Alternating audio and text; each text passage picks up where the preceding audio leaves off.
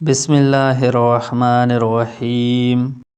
حضرت ابو ہریرہ رضی اللہ تعالیٰ عنہ بیان کرتے ہیں، رسول اللہ صلی اللہ علیہ وآلہ وسلم نے فرمایا، ابن آدم کے ہر نیک عمل کو 10 گنا سے 700 گنا تک بڑھا دیا جاتا ہے۔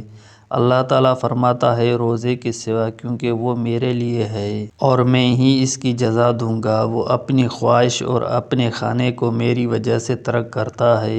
روزہ دار کے لیے 2 خوشیاں ہیں، ایک فرحت و خوشی تو اس کی افطار کے وقت ہے، جب ایک خوشی اپنے رب سے ملاقات کے وقت ہے، اور روزہ دار کے منہ کی بو اللہ کے ہاں کستوری کی خوشبو سے بھی زیادہ بہتر ہے۔ اور روزہ ڈھال ہے، جس روز تم میں سے کسی کا روزہ ہو تو وہ فحش گوئی اور ہذیان سے اجتناب کرے۔